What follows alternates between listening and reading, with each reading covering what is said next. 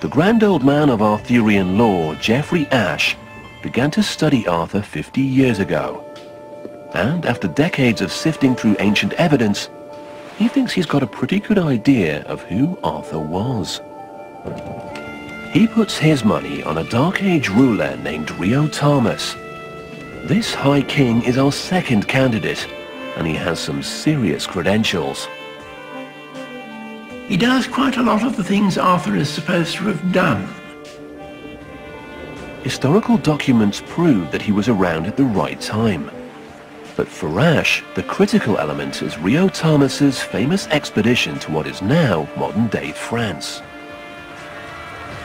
He went there on a rescue mission, helping one of the last Roman emperors to fight off a barbarian army.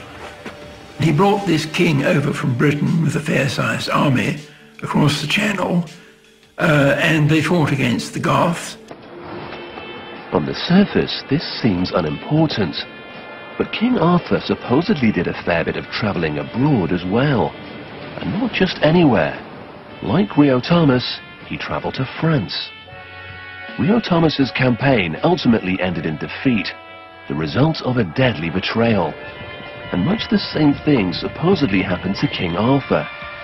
According to legend, he left a knight named Mordred to guard Camelot. But Mordred was a double agent. He was the son of the sorceress Morgana. It was the traitorous Mordred who seized the throne and dealt Arthur his mortal wound. This injury forced Arthur to depart for the legendary Avalon. And here again there's an intersection between Arthur and Rio Thomas. Shortly after he was betrayed, Rio Thomas disappeared, and he was last sighted in an intriguing location. When you have last glimpsed him historically, he is on his way into the area we call Burgundy, and in Burgundy there is a real town called Avalon. Is this Avalon perhaps the real-world inspiration for the mythical island? Thomas's story bears a striking resemblance to the Arthur legend. The only piece that doesn't seem to fit is the name. No matter how you look at it, Rio Thomas just isn't Arthur. But Ashe has an explanation for this. He is recorded as Rio Thomas, which apparently is a title. It means what the Irish call the High King, the Supreme King. If Rio Thomas was just his job description, is it possible that his name was Arthur? Could Rio Thomas have been the historical basis for the legendary king? While it's possible that Rio Thomas was the mythical king, some historians take exception to the loose translation of his title. But it was a name. You don't have to translate it into a phrase. It was a guy's name. The rest of the case is also disputed.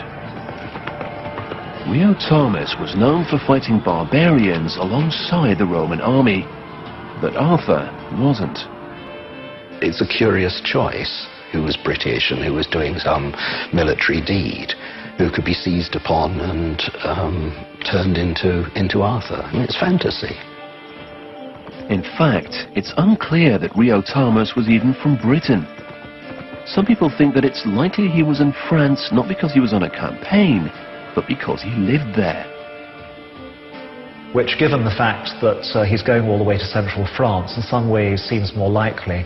So it's a lovely possibility, but we're not much closer to certainty. And if Rio Thomas and King Arthur were the same man, why is there no explicit historical connection? The answer is probably that Rio Thomas wasn't Arthur after all.